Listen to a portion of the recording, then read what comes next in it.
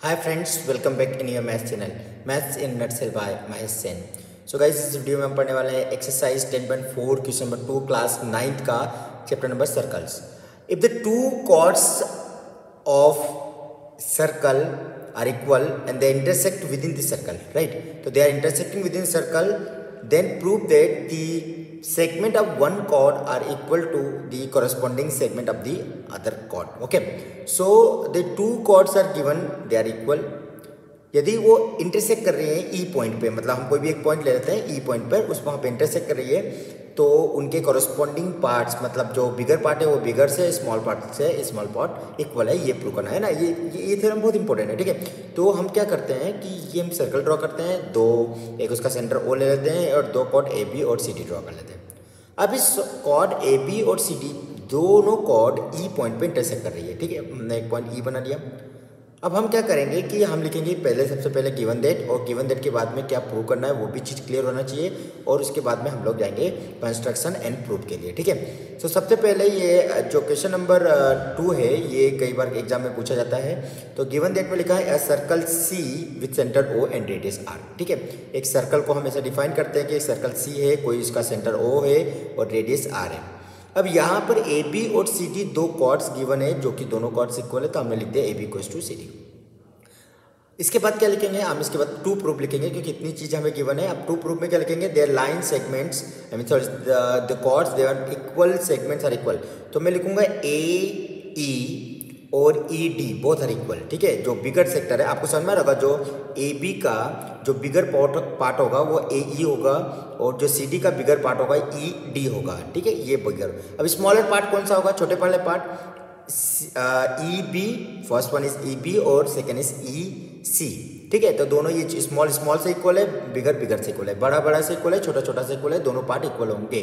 ठीक है, corresponding parts. ठीक है, अब इसके बाद में हमें कंस्ट्रक्शन करना है. थोड़ा सा कंस्ट्रक्शन लिख लेते हैं कि हम ओ से ए बी पर परपेंडिकुलर ड्रॉ करेंगे, ओ से सी डी पर भी परपेंडिकुलर ड्रॉ करेंगे.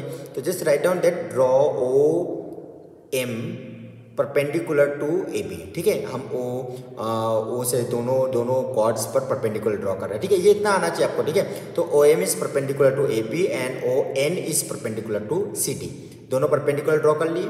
ठीक है, अब परपेंडिकुलर ड्रॉ करने के बाद में हम ई को ओ से ज्वाइन कर देते हैं. ठीक है, ई को ओ से ज्वाइन कर देते हैं, और हम यहाँ इसको सभी चीज़ें जो भी हम कर रहे हैं ना, जो आपको समझ में आ रहा है कि वाइट पेन से मैं लिख रहा हूँ कि ये जो 90 डिग्री बन रहा है, ठीक है, परपेंडिकुलर ड्रॉ करने पे, ये सभी चीज़ें हम कंस्ट्रक्शन में लिखेंगे. ठीक है ना.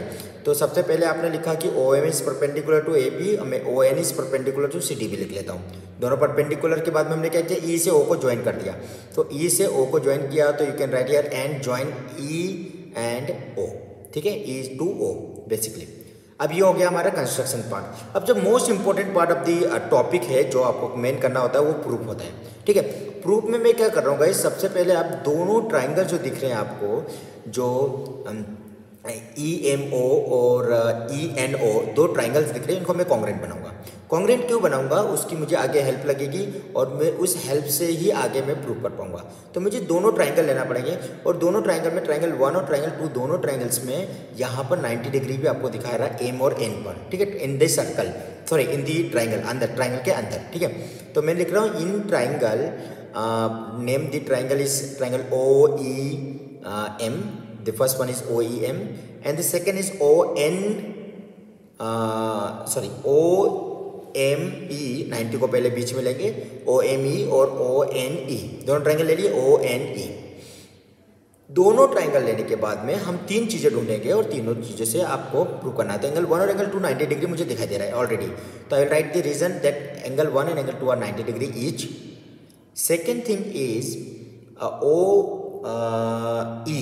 ठीक है, ओ ई दोनों तरफ कॉमन है, पर एक और चीज़ समझ में आ रही है कि ओ ई जो 90 के सामने वाली साइड हो गई, तो यहाँ पर आप लिखोगे कि O E and O E are common but both are the hypotenuse also. ठीक है, तो मैं यहाँ पे लिख देता हूँ hypotenuse are equal in both the triangles and hypotenuse are common hypotenuse. Right, अब क्या बच गया? एक और चीज़ बच गई. क्या बच गई? ओ एम और ओ एन. अब आपको एक चीज़ मैं बता रहा हूँ, यदि आपको याद होगा कि जो थ्योरम हम करके आए हैं, वो थ्योरम में हमने यदि परपेंडिकुलर ड्रॉ करोगे किसी कॉर्ड पर, ठीक है, तो वो परपेंडिकुलर हमेशा इक्वल होते हैं यदि कॉर्ड इक्वल है. तो परपेंडिकुलर्स ड्रॉन फ्रॉम दी और perpendicular distance from the centre to the chord equal chords, chord should be equal है ना, ये ज़्यादा इंपॉर्टेंट है, equal chords are always equal, तो perpendicular distance from the centre to equal chords are equal, ठीक है, ये चीज़ आप रीजन में लिख सकते हो यहाँ पे। अब मुझे समझ में आ रहा है कि ये पहला वाला राइट एंगल है, सेकंड वाला हाइपोटेनियस है और थर्ड वाला आपके साइड है, तो by RHS can I put this two triangles congruent, yes. So इसके बाद में आरएचएस क्राइटेरिया से मेरे पास दोनों ट्राइंगल्स कॉन्ग्रुएंट हो गए, OME एंड ONE दोनों ट्राइंगल में आरएचएस से कॉन्ग्रुएंट कर देता हूँ, ठीक है। मैंने बोला था आपको एक कॉन्ग्रुएंसी प्रूव करना है, कॉन्ग्रुएंसी के बाद में एक सिंप्लिसिटी का भी यूज़ करूँगा, मैं बता रहा हूँ आपको, ठीक है। OME और ONE दोनों कॉन्ग्रुएंट हो गए।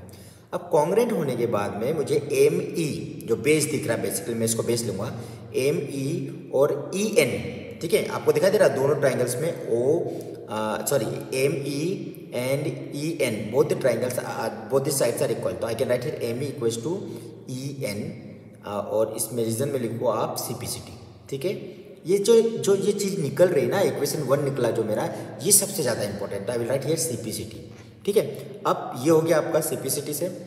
इसके बाद में इस रिजल्ट को मैं यूज़ करूँगा, तो मैं थोड़ा सा स्क्रॉल डाउन करके वापस ट्राइंगल सर्कल बना लेता हूँ और सर्कल बनाने के बाद में इसको मैं करूँगा नेक्स्ट इसमें, ठीक है, तो कि मैं इसको करूँगा, ये मैंने सर्कल बना लिया, ठीक है।